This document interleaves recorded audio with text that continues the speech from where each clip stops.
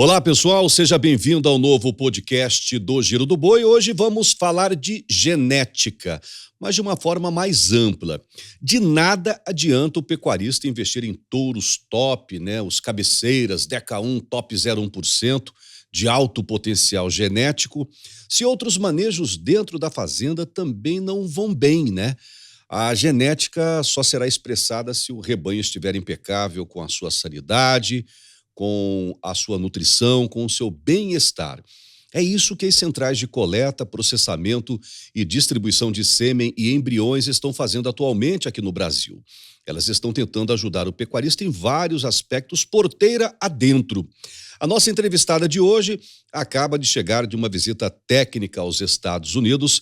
Esteve lá juntamente com dezenas de profissionais da pecuária brasileira e também argentina para ver de perto o que os norte-americanos têm feito para aumentar a produtividade. Claro, está aqui conosco no nosso podcast, aqui no podcast do Giro do Boi, para compartilhar a sua experiência. É a Juliana Ferragutti, ela que é gerente de produto corte da Genix do Brasil. Olá, Ju, tudo bem? Tudo bem, Mauro. Bom demais. Obrigada pelo convite. A gente que agradece. Aí, me conta um pouquinho dessa maratona. Mãe, de um menino de 2 anos, e corre para cá, ajuda o pecuarista de lá, deu um pouco uma freadinha, tá atendendo mais virtualmente para poder cuidar do filhão lá, os clientes da Genix, é isso? É isso aí. Agora são 2 paixões. Antes era só pecuária na minha vida e agora tem o filho também. Qual é o nome dele? Chama Mateu. Mateu. Nome italiano aí, Mas a gente se divide, criamos estamos organizando um bom time dentro da Genix, da unidade de corte. A gente conta aí com excelentes pessoas hoje que estão aí junto comigo nessa caminhada. Então, diminuí um pouquinho minhas viagens por esse Brasil, mas não parei não, porque como eu falei, são 2 paixões, Pecuária também é paixão. Eu morro de vontade de ir pro campo de vez em quando. Então, estamos aí nessa batalha. Acho que a única coisa foi a única coisa de fato que a pandemia nos deixou como lição é a forma com que a gente se comunicar virtualmente, Hoje dá para você atender um pecuarista que está lá no interior do Pará, Você na sua sede aqui no interior de São Paulo consegue conversar, ele mostra através de vídeo, de slide, a sua evolução ou não, e dá para fazer uma orientação a ele, Sem dúvida. A gente faz isso muito mais, Porque às vezes é realmente difícil você colocar na agenda para atender a todos, E com essa questão virtual, a gente realmente consegue atender muito melhor e mais rápido, Hoje, agora de manhã, eu posso marcar uma reunião no fim do dia com um cara lá do Pará e discutir um pouco sobre o negócio dele, ou como a gente poderia ajudar. Então, isso com certeza ajudou muito a gente a acessar mais o pecuarista. 12 anos de estrada já, Juliana? Não fala esses números, não. Porque vamos começar a fazer conta da minha idade. E eu, 30. E eu mais o dobro. Mas é bom demais, 12 anos. A gente vai criando experiências. E 12 anos, Mauro, dedicado à genética, Eu fui estagiária do professor Bento Ferraz, ou seja... O homem que chuta o balde. O homem que chuta o balde. Eu vou chegar lá ainda. Quando vê coisa errada na pecuária, ele chuta o balde mesmo. Eu tenho meu jeitinho de falar, mas vou chegar chutando balde um dia na minha vida. Porque tem hora que precisa. Claro, Mas verdade. eu comecei como estagiária, ali saindo da faculdade como estagiária dele e me dediquei. E depois já fui trabalhar na Brasil com Z, com o William Cury Filho. Depois Grande já fui... William Cury, meu amigo, meu irmão. O cara que inventou o Epimuras. Fantástico. Uma ferramenta que a gente usa hoje em dia na Genix com os nossos touros, por exemplo. Conhece a Jandaia? Aliás, meu primeiro emprego, que foi na NCP, eu consegui lá na Jandaia. Eu estava na Jandaia e o professor Railzildo me conheceu lá. E foi assim que eu arrumei o meu primeiro emprego. Mas você também está em volta de só de fera. Então, Zé Bento Ferraz já esteve no podcast do Giro do Boi e ele me disse uma coisa, já algumas vezes, Quanto mais ele estuda genética, e já tem mais de 40 anos, mais ele acredita na nutrição. Por isso que eu quero debater esse assunto com você hoje. Não, bom demais. Dessa forma com que vocês...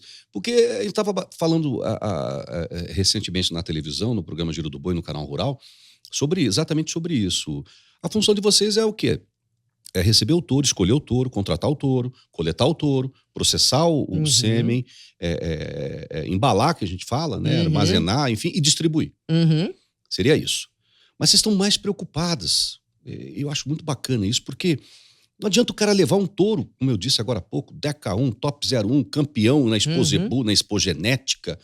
O cara levar isso para a fazenda dele, o criador, e ele não fazer o dever de casa básico, que é sanidade, nutrição e bem-estar, gestão, planejamento. Exato. Aí ele vai botar a culpa em vocês. Mas não tá do jeito que... Ué, claro, você não fez essas coisas de casa.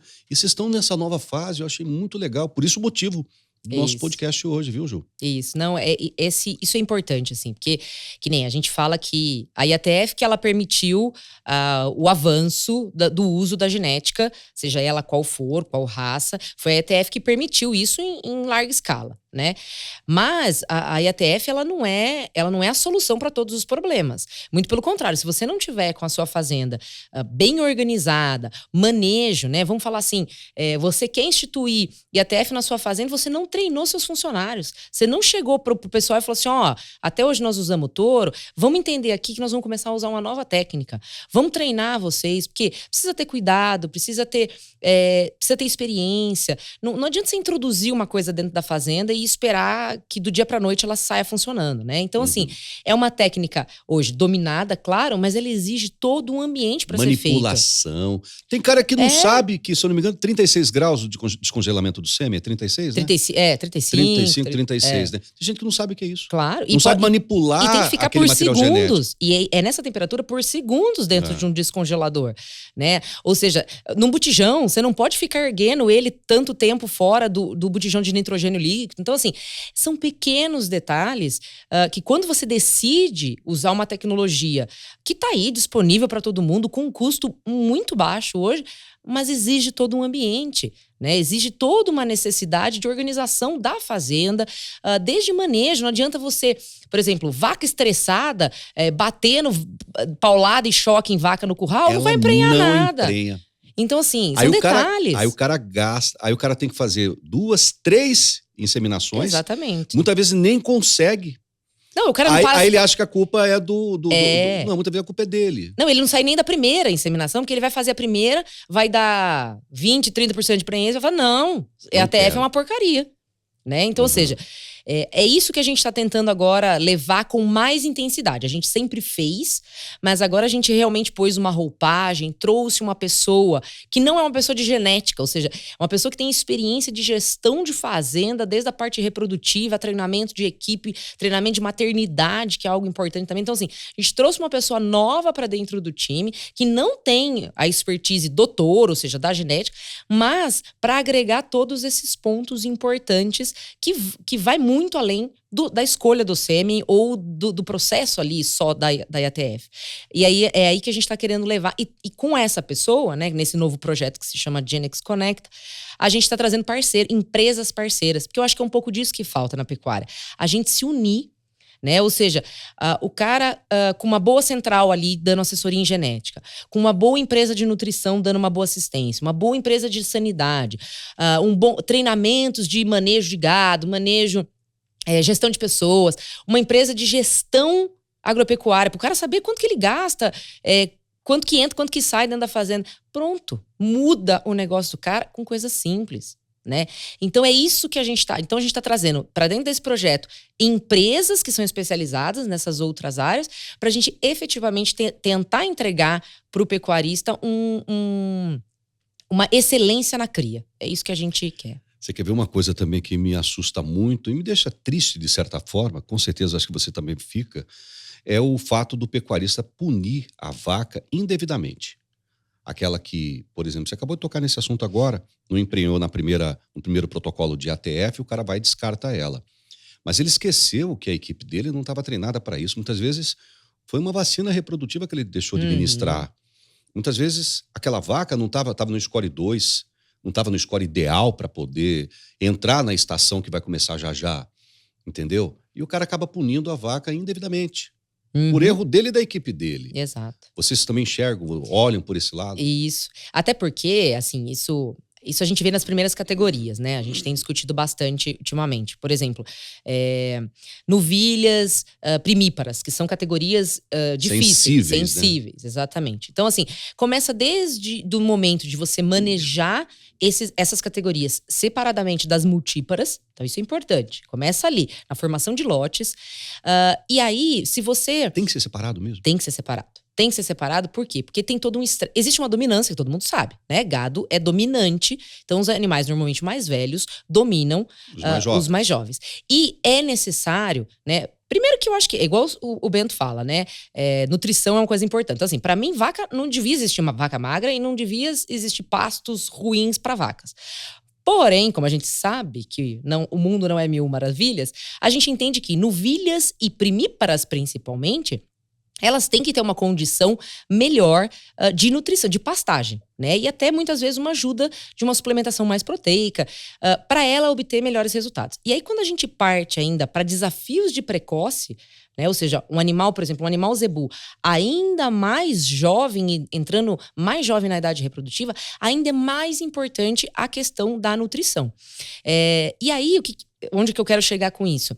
Se a gente não cuidar disso, né, a lei ali, a regra do melhoramento diz que as gerações mais novas, elas são melhores que as anteriores, né? Sim. Natural isso dentro do melhoramento. Então, se eu não cuidar dessas gerações mais novas, eu começo a descartar essa geração mais nova, que tem mais dificuldade de emprenhar. Então, eu vou descartar mais novilhas, mais primíparas, e eu vou ficar com gado cada vez mais velho na fazenda. Ou seja, todo o trabalho de melhoramento que eu tô fazendo na inseminação, que eu deveria ter o maior aproveitamento das novilhas e das primíparas, eu tô jogando fora e ficando só com vaca velha no rebanho. Então tem que tomar muito cuidado com esse processo, porque pra gente entender que eu tenho que dar condição para essas categorias novas, porque são elas que vão melhorar geneticamente o meu rebanho. Isso é natural. Isso é regra natural. E essas vacas mais velhas, por mais, a gente sabe que uma novilha muitas vezes desmama um bezerro um pouco mais leve, até pela capacidade dela de produção de leite, e uma multípara desmama um bezerro mais pesado, mas a genética vai se perdendo nesse processo, né? Ou seja, se perdendo ou não, na verdade, que a genética não se perde. Mas a melhor genética tá nas novas. Subutilizada. Né? Subutilizada. Então, se eu começar a descartar muito animal jovem, eu vou ficar com um rebanho velho e atrasado geneticamente, né? E o rebanho de vacas do Brasil hoje tá mais zerado? Eu acredito que sim, até por esses processos. Deveria, né? Não deveria, né? Mas eu acredito que sim, até por, assim... Para variar, no Brasil, a gente não consegue ter muita informação mesmo, né, do campo. Mas o que a gente vê aí nas nossas andanças é exatamente isso, né? Muito descarte de categorias jovens e acaba você ficando com um rebanho mais velho. E esse conceito já estabelecido no pecuarista de que o meu negócio é ter um bezerro pesado, então eu prefiro o bezerro das multíparas. Porque naquele momento atual, ela vai te desmamar um bezerro mais pesado. Uhum. Mas pensando a longo prazo, que é isso que eu falo, a genética você tem que pensar a longo prazo. Pensando a longo prazo, eu tenho que investir nas categorias jovens. Porque essa aqui, quando virar multípla, né? Essa novilha, quando virar múltipla, ela vai entregar um bezerro ainda melhor, porque ela tem uma genética melhor do que aquela vaca, né? Então é isso que a gente precisa pensar bastante. Essa bandeira levantada por grandes geneticistas, grande professor Raizildo Lobo, o Ilinha, meu amigo particular, o Argeu, que lá atrás, 20 e tantos anos atrás, já estava preocupado em montar plantéis de fêmeas que eram desafiadas e que são desafiadas cada vez mais jovens até. O que a gente vai ganhar no stability de uma fêmea como essa? Nada mais, nada menos que um bezerro a mais na vida útil dela, né? Que é o objetivo de todo mundo. Quem é que não quer um bezerro a mais na vida útil daquela vaca, né? Mas falando nisso, como é que está aí o plantel desses criadores, clientes da Genix em relação a esses rebanhos cada vez mais jovens? Ele tem buscado isso? Ele está preocupado? Como é que ele está enxergando isso, na sua opinião? Mauro, tem crescido absurdamente o interesse por precocidade sexual em rebanhos comerciais. Principalmente em regiões com muita disponibilidade de comida, com integração lavoura-pecuária. Ou seja, o gado comercial, com uma boa nutrição, em bons ambientes, tem demandado por ciclos mais curtos de produção. E isso passa por emprenhar uma novilha Nelore mais cedo possível. E hoje é realidade já a gente fazer essa fêmea essa novilha Nelore de 14 meses, né? Então isso já é uma realidade. Isso é muito bacana. É muito legal, mas exige todo um preparo. Mas eu falo assim, independente se a sua fazenda ela está preparada para começar a fazer um desafio de precocidade, ou seja, de começar a expor esses animais com 14 meses, geneticamente você pode começar hoje. Né? Ou seja, eu tenho hoje na central touro que produz essas fêmeas que começam a ciclar os 12, 13 meses? Claro, com certeza. É o que mais tem. Né? Em genômica também? Sim. É o que mais tem. Isso aí está disponível hoje através de uma paletinha de sêmen que custa R$20. Vamos falar na média. Então isso aí está disponível.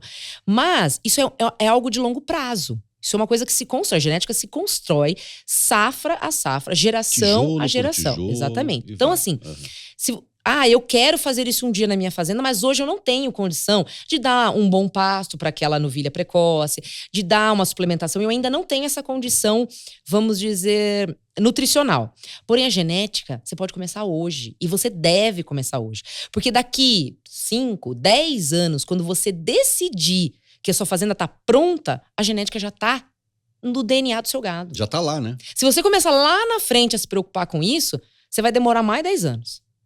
Entendeu? Então, assim, você já pode hoje escolher reprodutores, quando você vai ali, você já faz a inseminação, você vai escolher reprodutor, você já pode preferir um touro que também tenha precocidade sexual no seu DNA. Ou seja, em época de vaca magra que a gente precisa acreditar nessa ferramenta que é a genética, né? Exatamente. Por exemplo, não estão passando um momento tão muito bom mercadologicamente falando, vários são os motivos, né? Guerra, pós-pandemia, inflação, mudança de governo, inflação no mundo todo, não é só no Brasil não.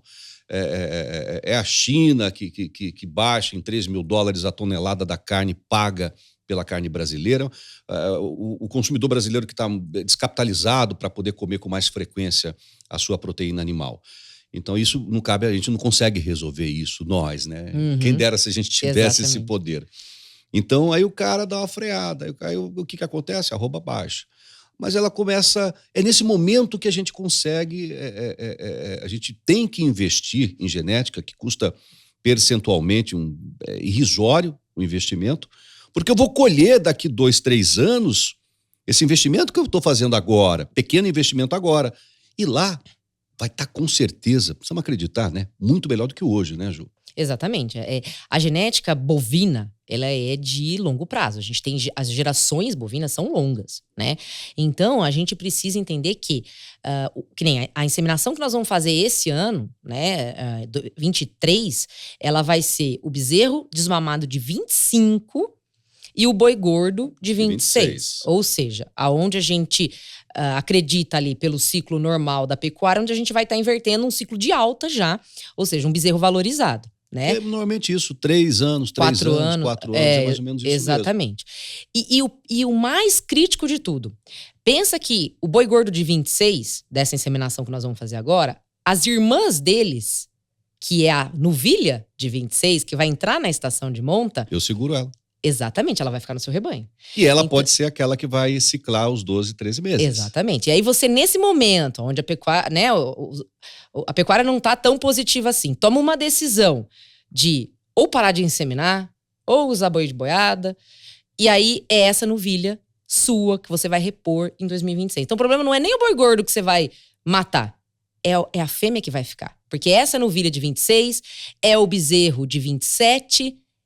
Então assim, esse negócio joga pra frente, né? A genética, ela não sai do seu rebanho. Você vai estar multiplicando isso. E uma decisão errada, ou uma decisão agora meio desanimada, de um investimento que não representa quase nada, né? A gente fala aí que entre genética e reprodução não representa 3% do custo de uma propriedade. Reprodução que você fala é tudo, né? Tudo. O sêmen, a palheta, o protocolo, exatamente. Os medicamentos. E sabe que é o mais maluco? Mais maluco, mas o que eu paro pra pensar, é que assim, você economiza num negócio que representa 3% da operação, e aí você gasta 60% com nutrição de um gado que não responde.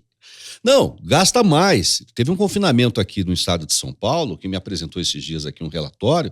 Sabe quanto que ele gastou no ano passado, na última safra dele de boi, alimentação? 92%. Confinamento. Então. 92%. Aí você põe um gado lá para comer essa comida, né? E que não responde. Que não responde. Não tem conversão alimentar. Exatamente. Que não vai te dar uma carcaça pesada, não vai depositar gordura, você ainda não vai conseguir, por exemplo, você não vai conseguir ser bonificado num boi China, você não consegue entregar um gado jovem, por exemplo, para um boi China. Então, ou seja, você está economizando num negócio que é desse tamanhozinho e gastando desse tamanho num gado que não responde. Não vamos longe. O protocolo 953 aí que está espalhado pelo Brasil, que só você pegar uma genética Angus, meter numa vacada da nossa raça mãe, que é a nossa raça Nelore, você consegue. Exato. Você consegue. E com bom capricho. Absurda. Aí capricho sanitário e nutricional. A gente volta nisso. Tem que sempre fazer esse adendo. Precisa ver a grana que dá isso, Ju. Você precisa ver o tanto que o pecuarista está ganhando dinheiro com esses nichos de mercado. Entendeu? E falando em Angus, eu queria até mudar um pouquinho de assunto agora. Queria falar sobre essa viagem técnica que vocês fizeram aos Estados Unidos. O que vocês foram fazer lá? O que você pode compartilhar? Vamos fuxicar aqui, vamos fofocar um pouquinho e falar para o nosso ouvinte aqui do podcast do Giro do Boi. Eu estou aqui com a Juliana Ferragutti, zootecnista e também a gerente de mercado corte da Genix, né? E ela está falando justamente sobre essa viagem técnica que esse pessoal tem feito ao longo dos anos para os Estados Unidos, que possui uma das genéticas mais apuradas do mundo e que a gente tem a oportunidade de ter 100% dessa genética aqui no nosso país, né? O que vocês foram fazer lá? Me conta tudo, não me esconda nada, por favor. Eu preciso compartilhar com nossos criadores que já vão começar a sua estação de monta lá a ser mais assertivo no seu acasalamento. Não, bacana. Essa é uma viagem que a gente organiza anualmente, né? A Genix organiza junto com a Genix Estados Unidos. Desde 2005, né? Nós começamos. Exatamente, e convidamos aí os nossos clientes, parceiros, técnicos, até de outras raças, sabe, Mauro? Não é só pecuarista que usa o Angus ou que cria Angus puro, não. Vai pecuarista de tudo quanto é tipo, exatamente para ter uma experiência, não é só o gado. É uma experiência nos Estados Unidos. Porque, vamos falar das partes interessantes também, além da gente ver muito gado bom, a gente também come muita carne gostosa, a gente vai em lugares diferentes, a gente sempre tem um dia de compras, né? Então, ou seja, é uma viagem, assim, bem bacana. E fora o grupo, né? Você acaba encontrando troca de experiências, né? Você forma amizade, porque são 10 dias acordando, almoçando e jantando junto, né? Então, ou seja, você cria amigos pra vida ali, né? Claro. E aí, esse ano foi um roteiro diferente. A gente normalmente sempre começava ali por Chicago e ia parar em Dakota do Norte. Esse ano a gente fez um trajeto bem longo. A gente começou pelo Texas, aqui lá embaixo, em Dallas, exatamente. E fomos subindo ali pelo meio dos Estados Unidos e até Dakota do Norte. Então a gente já atravessou. Pertinho do Colorado ali já, né? A gente na verdade, Dakota ali já é divisa com o Canadá. Divisa com o Canadá, verdade. Então a gente atravessou os Estados Unidos e tivemos oportunidade de ver. Esse ano a gente viu Brangus e Angus, né? Teve outros anos que a gente já foi em Red de Angus. Depende, Charolais também a gente já visitou. Depende da viagem, a gente sempre vai fazendo algumas alterações. E também a gente passa pela Associação Americana de Angus, que é uma experiência muito interessante, né? É uma associação muito forte dentro dos Estados Unidos. Isso é bonito de ver, né? E passamos também num confinamento, um confinamento aí que gira 60 mil cabeças ano, no Kansas. E também esse ano, particularmente, nós passamos na maior empresa de embriões clonagem dos Estados Unidos, que é a Transova. Então a gente também teve. Então todo ano tem uma modificação, mas esse foi o nosso roteiro esse ano e bastante conteúdo, assim. Cansativo, mas assim, realmente muita experiência. E o que eles estão fazendo de diferente por lá que pode ser visto com bons olhos pro lado de cá? Ô Mauro, vou ser bem sincera com você. Eles estão fazendo o básico bem feito, né? Eles fazem o básico. Arroz com feijão bem temperado.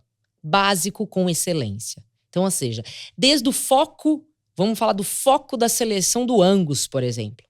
Eles sabem o que o mercado precisa, eles sabem o que eles têm que entregar e eles vão lá e fazem uma seleção do rebanho, né, do rebanho Angus para atender o mercado Angus dos Estados Unidos e do mundo, que é por exemplo, o sêmen que nós importamos de lá, focado no quê? Conversão alimentar, ganho de peso, qualidade de carcaça, porque nos Estados Unidos eles têm a classificação lá de Prime, Choice e Select da carne, né? Uhum. Então, eles sabem o que eles precisam produzir e aí eles focam na seleção. Né? Então, isso é muito interessante, porque eu que tô aí há 12 anos nesse negócio de genética, vi muitos modismos passando. Né? Fora o que aconteceu muito para trás da minha presença no mercado. Mas, assim, muito modismo. Né? E como eu falei, genética bovina, ela é de longo prazo. Então, cada vez que você resolve fazer alguma coisa diferente, demora anos para você inserir aquele gene no seu rebanho. Né? E nos Estados Unidos a gente vê esse foco muito bem definido. Índices de produtividade, por exemplo. Né? Enquanto a gente não desmama 60% dos bezerros no Brasil, né? De vacas expostas, a gente não desmama 60%. Isso é um crime isso. Nos Estados Unidos, isso bate quase 90%. Então, ou seja, os índices produtivos, né, de produtividade do rebanho americano é excepcional. E eles não estão fazendo nada de extraordinário. É boa nutrição, é cuidado no nascimento do bezerro. Lógico, como as fazendas lá são muito menores comparados com o tamanho de fazendas no Brasil, eles têm muito mais controle, mas também eles têm muito menos funcionário. Né? A gente vai em fazendas no norte dos Estados Unidos que trabalha só a família. Pai, mãe e 3, 4 filhos, que eles normalmente têm bastante filho, né? 3, 4 filhos é o que toca a fazenda, eles não têm funcionário. Diferente do Brasil, onde a gente tem a opção, né, de ter uma mão de obra disponível no Brasil, que é uma dificuldade que eles têm nos Estados Unidos. Entendi. Então, ou seja, é o básico bem feito que eles estão fazendo lá. Confinamento, controle de absolutamente tudo, né? Especialização das cadeias. O cara é especializado em cria, ele vende aquele bezerro ou já para um confinamento ou para um recriador terminador. Então, assim, as cadeias são especializadas e elas se conversam. Então, é isso que eu acho que falta um pouco para nós. É o básico bem feito, não tem nada de extraordinário. É coisa que a gente fala muito aqui no Brasil e precisa praticar mais, né? Colocar na prática esse tipo de coisa, né? Idade ao primeiro parto, intervalo entre gerações, né? Diminuição da estação de monta, essas coisas todas. Né? Pra você ter uma ideia, Mauro, o gado de corte nos Estados Unidos usa muito menos tecnologia do que a gente usa aqui. Eles não inseminam nem 10% do gado deles. E a gente 20 e tantos por cento, mais do dobro. Exatamente. Ou seja, mas eles têm todo o controle da produção deles, muito próximo. Os desafios climáticos nos Estados Unidos, por exemplo, áreas de muita neve, faz com que eles tenham que se planejar forragem para o ano inteiro. Na verdade, normalmente, eles têm produção de feno armazenada para 2 anos. Se der algum BO, eles conseguem tratar todo o gado por 2 anos seguidos. Olha só. Um planejamento que... Onde que você vê isso no Brasil, assim, de longo prazo? Né?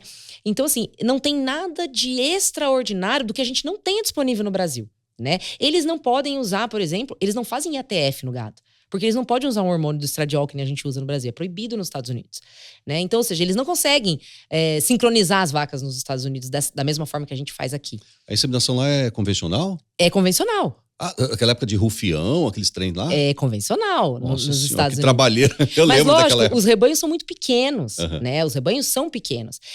Eles não podem usar essa tecnologia. Até no ano passado, a gente recebeu um americano que é até um prestador de serviço nos Estados Unidos, que faz parte do time da Genex lá. E ele falou assim, nossa, não dá pra eu levar na mala um pouquinho desses protocolos que vocês têm aqui, né? Porque ele falou assim, nossa, isso facilitaria muito a minha vida. De todo mundo. E a gente tem, ou seja, a gente tem a genética deles, a gente tem os protocolos que nós temos aqui, a gente só precisa fazer as coisas com mais excelência. O que tá faltando, então? Cuidado, gestão, mais treinamento. Pois é, você quer ver uma coisa interessante? Você falou agora há pouco sobre essa questão do fazer o básico do básico, né? O Giro do Boi apoia tudo quando é projeto que possa ajudar o pecuarista em todos os aspectos, todas as formas, né?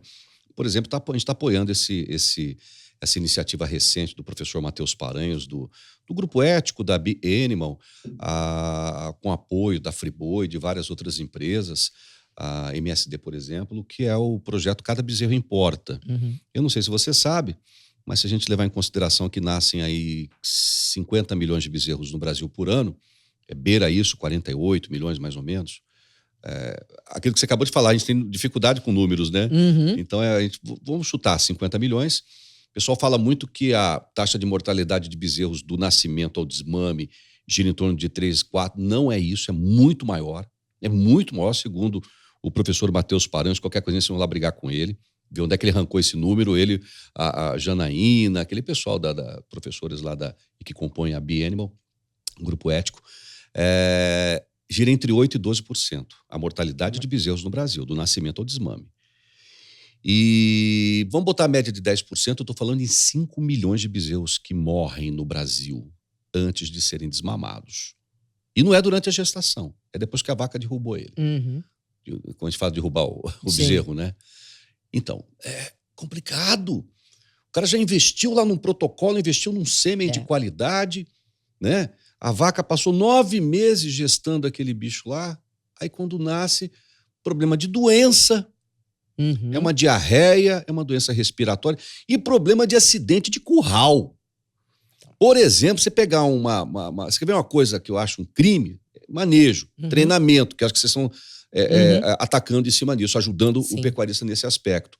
O cara pegar vaca com bezerro pequeno, de 1, 2 meses de idade, e entrar com eles dentro do curral, naquela correria. Não, e lotar o curral. Derruba, pisa, quebra, mata o bezerro.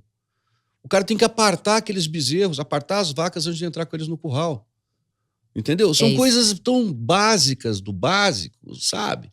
Exato. Que pode fazer uma enorme diferença. Exato. Desculpa só dar esse por exemplo, lembrete. A gente colocou muito importante, assim, a gente colocou agora na central em Uberaba, né? Na nossa central em Uberaba, a gente tem a gente chama de Campus Genix, a gente tem uma sala de treinamento, onde a gente tem, abrimos ao público cursos, né, diversos, e inclusive a gente vai começar agora com o curso do Conecta, que é do nosso projeto Conecta, que vai exatamente pegar toda essa linha, desde sanidade, manejo, gestão, junto com os parceiros. E também estamos levando isso para a fazenda. Então, dentro dos projetos do Conecta, a gente está levando exatamente treinamento ali de lidar com gado no curral, dicas básicas, treinamento de maternidade, né? Ou seja, cuidados básicos de maternidade, que é ali que é onde o animal pega doenças e aí você perde o bezerro. A moeda do criador é o bezerro. Importância do colostro, cura do umbigo. Exatamente, importância do colostro.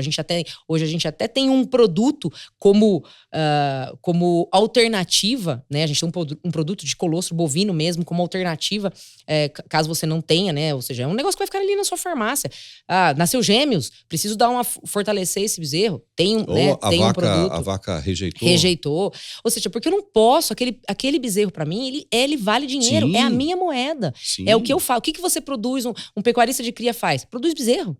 Então, todo bezerro importa. Exatamente isso. Esse é o meu dinheiro. Na fim das contas, quanto menos bezerro tiver, menos caixa eu vou ter. Né? Então, ou seja, esses cuidados básicos que a gente tem tentado levar e mostrar a importância.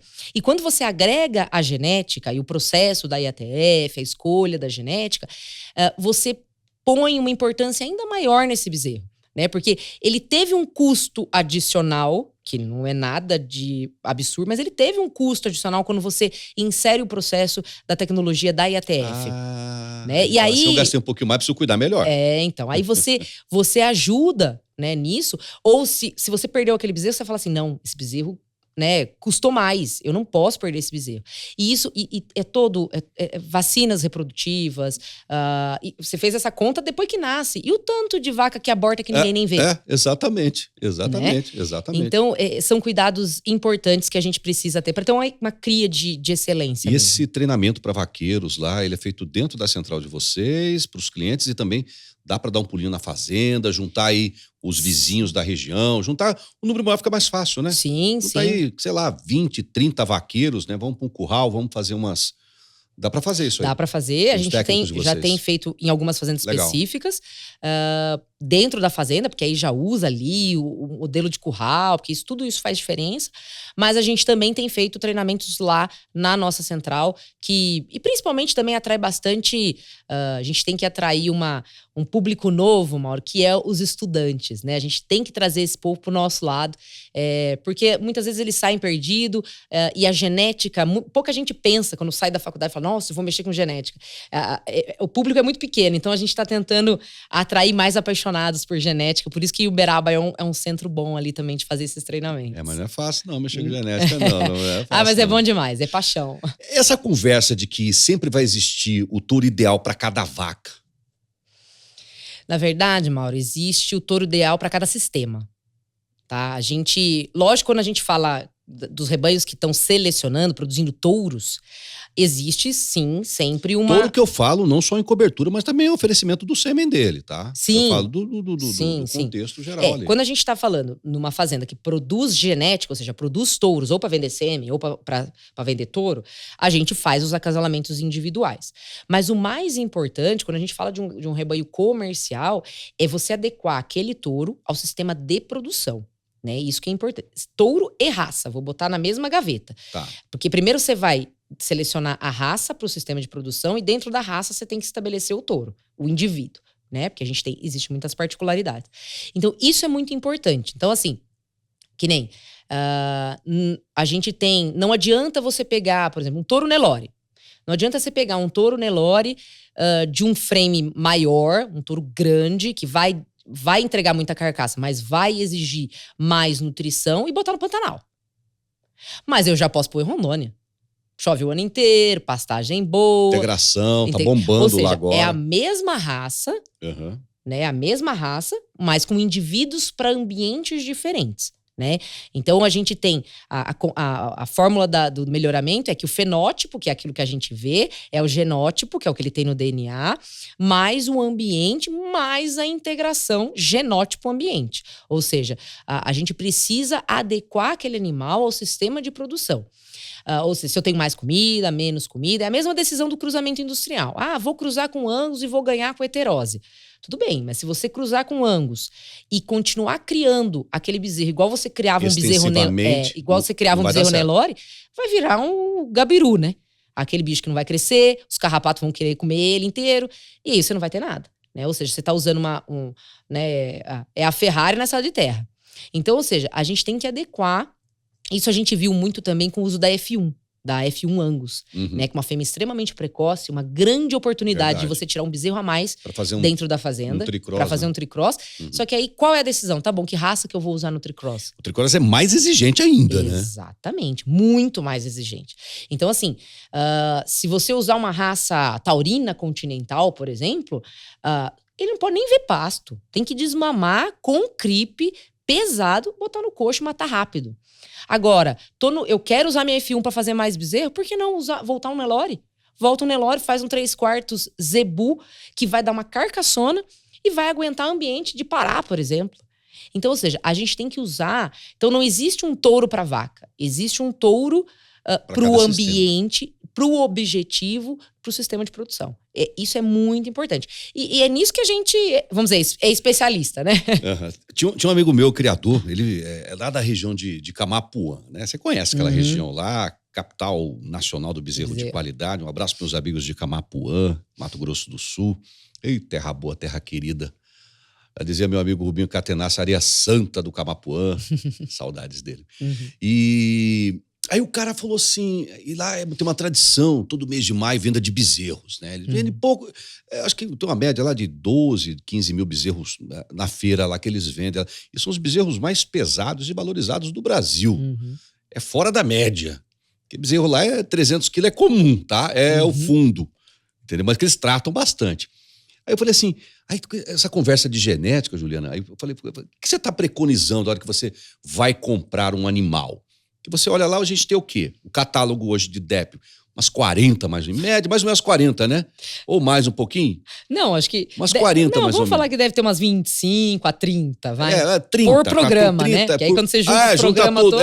Vamos lá. E tem para DEP para crescimento, DEP para reprodução, não sei o quê.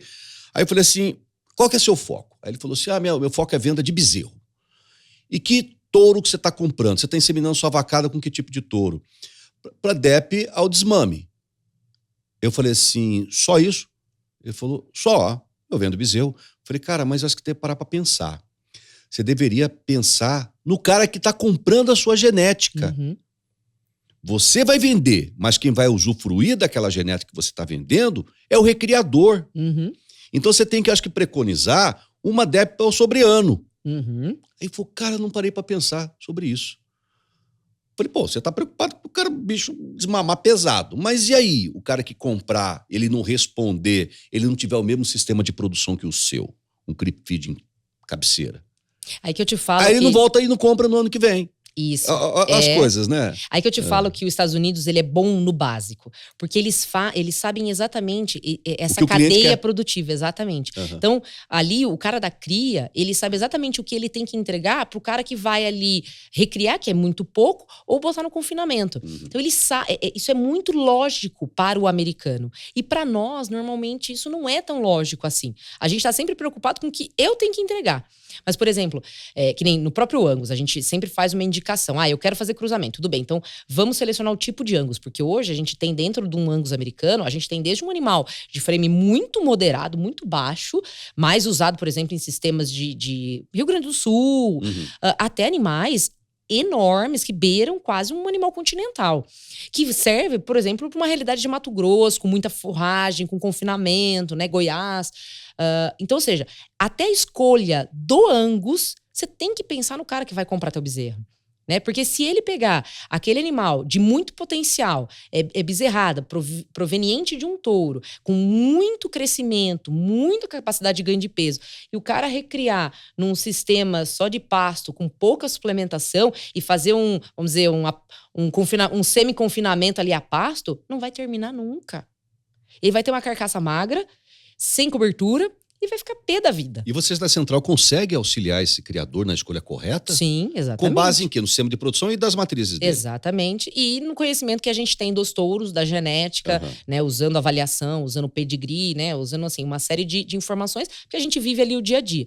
Mas é isso que é importante, é a gente integrar toda essa cadeia. Entender o que aquele recriador, o seu cliente que compra o seu bezerro precisa, e aí você produzir o que ele precisa para ele estar satisfeito, e aí todo mundo, ou seja, ele vai voltar a comprar numa época como essa, que o bezerro não está, né, tão valorizado, aquele cara que tem certeza do que ele está comprando pode até te pagar um plus para ter a garantia do seu gado.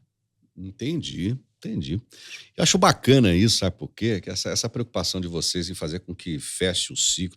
Quer ver uma outra coisa interessante, que também eu acho que você concorda comigo, é o cara que vai até o final, até o cara que o cara seja terminar em sistema extensivo, que eu espero que acabe isso logo no Brasil, porque a informação que eu tenho, não sei se você sabe, Juliana, perdão, 20% do sistema de produção de gado no Brasil é sistema extrativista ainda. Mas extrativista com força. Triste de ouvir. Maurício Nogueira me disse isso. Triste de Maurício ouvir. Nogueira.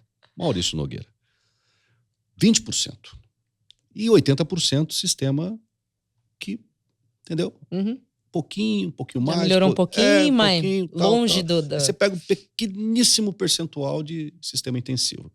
Isso me assusta. Mas me deixa feliz ver esse pecuarista que vai até lá ao frigorífico, por exemplo, acompanhar o abate do gado dele e receber um feedback do classificador, do tipificador. E quando ele receber lá um relatório dizendo para que tipo de mercado que serve aquela carcaça, aquela carne dele, aí sim ele volta atrás. Aí tem que marcar uma reunião com o pessoal da Central, de sêmen, tem que marcar uma reunião com o cara o nutricionista dele, o veterinário que acompanha ele, o zootecnista, enfim. Entendeu? O que fazer para mudar essa realidade que, infelizmente, ainda é pouquíssima aqui no Brasil? É difícil acessar, né, Mauro? Você pega ali, ó, só o quanto que a gente insemina no país, são 22%. 22%. Né? Ou seja, olha a oportunidade que a gente tem só de agregar uma genética que não muda nada no seu processo. Você não precisa mudar nada na fazenda praticamente para conseguir usar uma genética melhor. Né? Então, ou seja, só daí a gente não tem. Mesmo, não vamos falar nem inseminação, vamos falar de touro, monta natural de touro bom, né? De touro com avaliação, touros melhoradores. Não dá conta de 40% do rebanho brasileiro. Então, ou seja, 60% do negócio tá ainda em cabeceira de boiada. Então, ou seja, a gente tem muito para melhorar sem mexer em quase nada. Só direcionando a genética certa ou inserindo né? Uma genética de qualidade dentro do trabalho. E aí, o resto é a gente conseguir acessar, mostrar que tudo tem que ser integrado. Então, que melhorou a genética, vamos melhorar a sanidade do rebanho, desde o bezerro, da vaca, para você perder menos bezerros. Vamos melhorar a nutrição para a gente não ter gado magro na fazenda. A gente poder tirar o melhor potencial de dentro do rebanho. Vamos treinar os funcionários. Nós estamos mudando aqui um processo. Vamos fazer um treinamento, né? Ou seja, investir em treinamento é uma das coisas mais importantes dentro de uma fazenda. E reciclar isso com o tempo, né? Se quem cuida do seu bezerro ali, que acorda 5 horas da manhã para cuidar do seu bezerro todo dia, não tiver amor e não entender por que ele está fazendo aquilo, seu negócio não vai para frente nunca, né? Ou seja, isso para qualquer coisa, mas ali na fazenda ainda é mais importante, porque normalmente a gente tem pessoas com menos acesso a esses treinamentos, a qualificação técnica. E a gente, de alguma forma, tem que trazer, né? O proprietário da fazenda tem que vestir essa camisa de eu quero que minha equipe seja excelente. Quando a minha equipe for excelente, engajada, né, feliz naquilo, né, que ali cada bezerro vai ser uma batalha, né, vai ser uma vitória, na verdade, isso muda tudo, isso muda o jogo. Então é um pouco disso que a gente está querendo levar agora, junto com o nosso trabalho, que seria ali só de orientação genético, a gente quer levar bem mais para que a gente possa ter mais excelência na cria. Eu acho que a gente está longe ainda, né? Que nem a gente falou, a gente não desmama 60% dos bezerros por vaca exposta no país. Olha quanto que a gente está perdendo de produtividade. E você falou que o americano 90%. Isso aí, beira 90 deles. Já pensou? É até engraçado. Os brasileiros chegam lá, a primeira coisa que eles perguntam num rebanho qual que é o seu índice final de vaca prenha na estação? Eles sempre olham com uma cara do tipo assim, 98%. Porque assim... Quanto? Aí fica todo mundo olhando, uns desconfiados que ele tá mentindo. Mas ele até responde com uma cara do tipo, mas por que você tá perguntando isso? Porque é um negócio assim... Tão comum normal, pra eles. A obrigação dele é emprenhar a vaca e desmamar bezerro. E você falou que é coisa básica do básico que eles fazem. Não é nada de... Exatamente. Mas isso mundo. Passa desde a qualidade, né? Desde a qualidade do gado, né, deles. Se você vê as vacas, a estrutura, você não vê vaca magra. Você não vê vaca com úbere murcho. Você não vê, né? Então, ou seja, passa desde a qualidade genética do rebanho, né, o que eles utilizam, até os cuidados do dia a dia. Né? E como, lógico, as fazendas são menores, são a família que trabalha na sua grande maioria. Então é lógico, é seu, você tem mais cuidado. Mas é esse espírito de dono que a gente tem que levar para todos os colaboradores da fazenda. Então esse é um ponto que hoje a gente tem batido com muita vontade de levar para o pecuarista, é o treinamento da equipe. Isso faz muita diferença. Bacana. Falamos então até agora sobre realidade, sobre esse diferencial da pecuária brasileira e norte-americana. O que a gente pode absorver deles lá? Básico do básico, viu, pessoal? Já tá de bom tamanho. Vamos falar agora de tendências e perspectivas. O que você espera do mercado de inseminação nos próximos anos, nessa próxima estação, nos próximos anos no Brasil? Aonde que o criador precisa focar os seus esforços? Qual que é a opinião da Juliana Ferragutti? Essa estação, ela tá, vamos dizer... Infelizmente, ela tá meio bamba, né? Muita gente ali desanimada com os preços, não vislumbrando, né, que essa inseminação agora, ela é o bezerro lá de 25 só. Então, assim, às vezes não faz esse planejamento. Muita gente que, claro, reduziu... Em 25 vai faltar bezerro, mataram muita fêmea agora. Exatamente. Então, assim, muito pecuarista... E no ano seguinte vai faltar boi. Vai faltar boi, exatamente. Olha só. Não, e provavelmente a gente vai ter uma qualidade inferior, infelizmente. Porque bastante gente... fora as vacas que mataram, teve pecuarista que desistiu de inseminar, né? E vai trazer touros, e a gente não sabe exatamente com qual qualidade esses touros, beleza? Se comprou de rebanhos que trabalham a seleção, ótimo, mas se não comprou, a gente vai ter uma qualidade menor desses bezerros. E Então, assim, essa estação, ela, infelizmente, a gente ainda tá batalhando, porque o pecuarista empurrou muito as compras para frente, né? Quem normalmente se planejava no primeiro semestre, esse ano, com os preços, com essa questão da venda, né? Para fazer caixa, todo mundo meio que segurando, arroba subir, para vender o gado. Então pode haver uma reagida nos próximos meses aí. Tem bastante gente que empurrou, a gente tá vendo um movimento muito maior agora, agosto, setembro, a gente já tá vendo um movimento maior das compras para a estação. Então, né, sabemos que tem, mas eu acredito assim, a gente precisa muito ter um esforço maior para a gente ampliar o uso da tecnologia de ATF, que é muito dominada hoje, para mais rebanhos. A gente precisa efetivamente melhorar a qualidade genética do rebanho brasileiro. A gente sabe que ainda tem... Estamos muito, muito longe de ter um gado de excelência. O trabalho que a gente vem fazendo no Nelore, que é a raça-mãe brasileira, em termos de seleção, é fenomenal. Né? O que o Nelore evoluiu nos últimos 20 anos é uma coisa maluca. E até por isso que tem crescido muito a utilização do Nelore, porque hoje, facilmente, com um Nelore bom, de boa genética, e num sistema adequado, você faz um boi China. Com o Nelore, você não precisa você não precisa cruzar para fazer. E outra coisa sobre o boi China, esse padrão China, foi muito bom, sabe, porque você ter tocado nesse assunto, porque isso acabou fazendo com que o pecuarista enxergasse para esse tipo de padrão, mas que atende exatamente 90% do mercado internacional que compra carne bovina brasileira. Se eu não vender para a China, eu posso vender para a Escandinávia, eu vendo para o Chile, eu vendo para os próprios Estados Unidos, eu vendo para a Europa, enfim. Bacana isso, viu? Isso foi bom, porque assim... criou um padrão, né? E obrigou eles, né, o pecuarista, a escolher um Nelore melhor, que entregue essa precocidade, essa carcaça. E vamos lembrar de novo, né? As irmãs desse gado vão ficar na fazenda. Então, eu naturalmente estou melhorando meu rebanho de fêmeas, né? Que é o que multiplica daí para frente.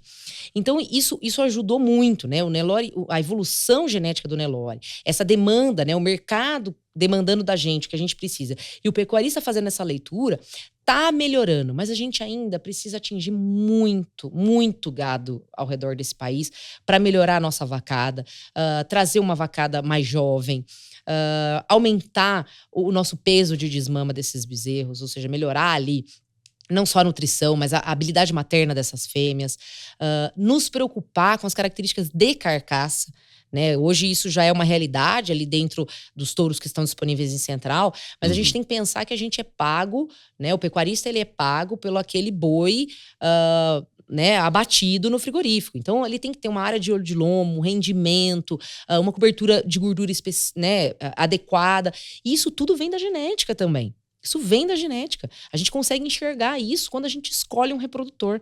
Então, é importante, cada vez mais, né, iniciativas como a do Giro e os treinamentos e todo o trabalho que os técnicos aí pelo Brasil vêm fazendo para a gente levar esse conhecimento. Custa a mesma coisa um touro ruim e um touro bom, né? Vamos dizer assim, a diferença é mínima.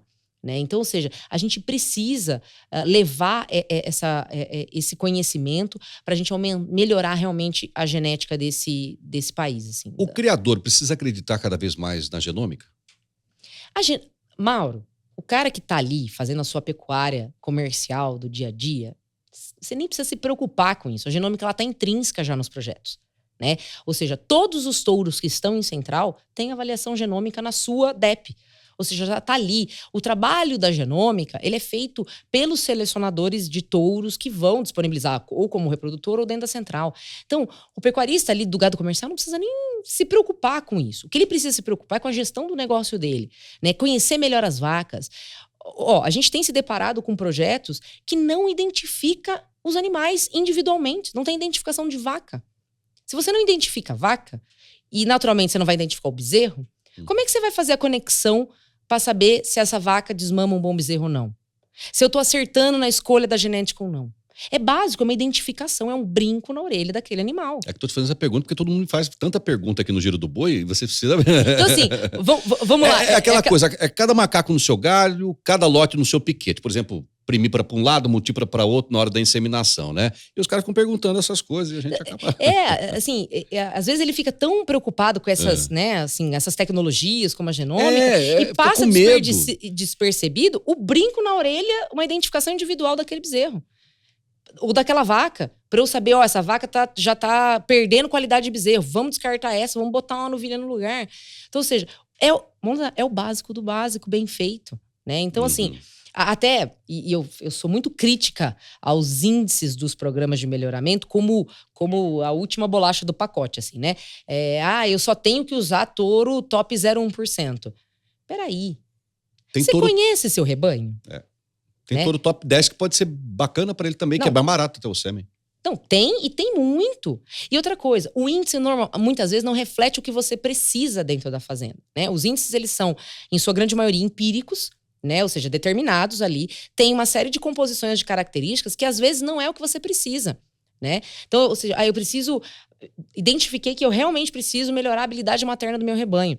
Tem índice de programa de melhoramento que tem 10% de habilidade no índice. Então, por que você vai usar um top 0,1 para o índice daquele programa, sendo que o que você precisa é habilidade materna e lá dentro só tem 10%? Então, ou seja, a gente precisa ser mais crítico com algumas coisas e nos preocupar mais com esse básico.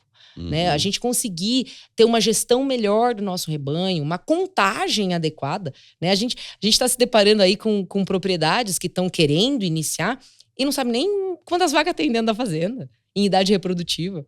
Isso é uma realidade ainda. Temos que enxergar esse lado, o dever de casa, né? O próprio Linha Cury fala, amigo nosso de tanto tempo, né? Sempre vai existir um remédio para determinada deficiência na fazenda. Qual que é a sua deficiência? É leite para bezerro. Vamos buscar um touro bom para leite. Exatamente. E vamos fazer uma seleção para isso, né? Agora, uma outra pergunta que me chega direto aqui. Pequeno criador é doido para entrar na inseminação. A partir de quantas vacas é viável para ele? Você tem essa resposta? Mauro, tudo depende. Na verdade, assim, o primeiro entrave poderia ser a questão, por exemplo, de um brete. Né? Porque para você fazer uma inseminação adequada, você tem que ter, no mínimo, uma forma de conter uma vaca dentro do curral para você poder fazer uma inseminação. Então, às vezes, o cara muito pequeno vai fazer a conta de quanto custa para ele comprar um brete e vai falar assim, não, mas não é viável. Né? Agora, inseminar por inseminar, a partir do momento que você tem um brete dentro da fazenda, você, criador, proprietário da fazenda ou seu funcionário, pode fazer um curso de inseminação. A própria Genix faz esses cursos. Um curso de inseminação, você mesmo pode inseminar suas vacas, né? A gente tem, por exemplo, parceiros nossos, por exemplo, na Rondônia, que fazem rota, por exemplo, no leite isso é muito comum. Pequenas propriedades leiteiras, ele faz rota de nitrogênio, né, para abastecer de nitrogênio os botijões, e ele mesmo vai inseminando. Por exemplo, quantas vacas tem hoje? Passa ali, ele mesmo insemina para você, e ele vai fazendo rota e dividindo isso, porque às vezes o que fica, às vezes, caro, o deslocamento daquele técnico para fazer. Então, tem realidades, tem pessoas que fazem isso em pequenas propriedades. Lógico, tudo depende de onde você está inserido. Mas, por exemplo, ou você mesmo pode fazer um curso e fazer dentro da sua fazenda. Então, assim, a técnica da inseminação em si, ela é fácil de ser executada. O que você precisa é um pouco do ambiente, você precisa de um brete de contenção para fazer um trabalho adequado. Você vai precisar de um botijão de nitrogênio líquido. Às vezes, você nem precisa ter o seu próprio, se você tem um parceiro próximo de você que pode armazenar para você, você pode comprar isso mais picado. Muita gente de gado de leite, por exemplo, faz isso. Então, assim, ela é totalmente acessível, né? Os custos são pequenos. Agora, não adianta nada entrar no negócio sem organizar a casa. É verdade. Né? Vamos voltar lá no começo. Vamos primeiro organizar a casa, vamos treinar os funcionários, né? Vamos ver se a gente tem condição, ambiente, e aí depois a gente começa a usar. Para você não se decepcionar. O que a gente não quer é que os pecuaristas eles entrem e se decepcionem com uma tecnologia que pode agregar muito, muito. Maravilha. Uma última pergunta para você, Juliana. A gente fala muito de sêmen, né? E o mercado de embriões, como é que tá aqui no Brasil? Cada vez mais acessível. né? Hoje você encontra não só nas centrais, mas você encontra até direto com empresas de embriões ou direto até com pecuaristas selecionadores. Vocês trabalham com embriões, é? Sim, começamos recente, na verdade, a gente é as mais recente. Hoje a gente tem uma parceria com uma empresa que produz, na verdade, que é especializada na produção de embriões, e a gente conta com fazendas parceiras, que são parceiras já de Touro, como a Fazenda Elge, a Marca LC, a Bela Alvorada, do Nelore Zan. Então a gente conta com a Tulipa Agropecuária, então a gente conta com... empresa cabeceira, hein? A gente foi ali no que, né, no que a gente tinha de melhor, né? Quer dizer, a gente tem muitos parceiros aí, mas nem todo mundo está disposto a pôr as suas joias, que na verdade são as fêmeas, à disposição. Então hoje você tem acesso, né, com a tecnologia a tecnologia de você poder criopreservar esses embriões prontos. Eles são criopreservados numa paletinha igual de sêmen, é o mesmo procedimento, fica no botijão de nitrogênio da mesma forma, e é isso, você só precisa, lógico, de um técnico especializado para fazer a transferência. Mas hoje isso está muito mais acessível, valores financeiramente muito acessíveis. Era caro antigamente, né? Era caro, os resultados de prenhez não eram tão bons. Hoje você chega aí a 45% de viabilidade. Então, assim, é muito interessante. Lógico, também tem todo o ambiente, enfim, né? Tem todo um cuidado. Mas isso está muito, muito disponível hoje. E você ganha 40, 60 anos de seleção na frente. Ou seja, o trabalho que esses pecuaristas vêm fazendo há 60 anos, você vai lá e pega um embrião. Esse embrião eram as futuras doadoras deles, né? Exatamente. E você usa na sua fazenda. Então, hoje, é legal que a gente tem orientado, assim, a gente tem ajudado a muita gente que usava cabeceira de boiada a produzir o seu tourinho através de embrião dentro da fazenda. Ou seja, uma alternativa. Tudo bem, você não quer comprar ali, pode de frete, pode de leiloeiro, pode disso, daquilo. Então, produz dentro da sua fazenda. Então, eles têm usado através de embriões, um rebanho comercial para produzir tourinhos para eles mesmos, né? Ou seja, olha aí, olha as oportunidades que a gente tem da genética e isso aí muito próximo, muito viável para todo pecuarista. É o cavalo arreado, né? Eu queria te agradecer antes, porém, queria que você deixasse esse último recado aí. A estação de monta está aí batendo nas nossas porteiras. Que recado que você deixa para o criador, esse que está meio desanimado ou esse que não desanima de jeito nenhum? Bom, vamos seguir firme. Genética é algo que fica de gerações para gerações. Então, tenham muito cuidado na escolha genética. Procurem um técnico que vocês confiam para te dar esse suporte, essa escolha certa, fazer os planejamentos. Genética precisa de planejamento a longo prazo. Então, façam isso. Não adianta preço do boi aqui, preço do boi ali, não muda nada. A seleção genética ela tem que continuar sendo feita e inseminação de 23 é bezerro de 25, onde a gente vai estar virando esse ciclo. Então, eu espero aí que todo mundo siga firme, confiante e para a gente produzir os melhores bezerros que esse país tem capacidade de produzir, não tenho a menor dúvida. Que bacana, que legal. Eu recebi hoje aqui no podcast do Giro do Boi a Juliana Ferragutti, ela que é zootecnista e também gerente de produto corte da Genix do Brasil. Dê um forte abraço ao Sérgio Saldi, meu amigo Zadri, toda aquela competentíssima equipe lá de técnicos e profissionais que compõem essa empresa tão imprescindível aí para a nossa bovinocultura de corte e leite. Muito obrigado, viu, Juliana? Mauro, obrigada a você e parabéns pelo trabalho que vocês vêm fazendo através do Giro, levando conhecimento aí para toda essa pecuária e estão contribuindo demais. E esse podcast, eu sou usuário, ouvinte assíduo aí, parabéns. Obrigada pelo convite. A gente que agradece, viu? Bom, pessoal, até o próximo episódio do podcast do Giro do Boi. Tchau, tchau.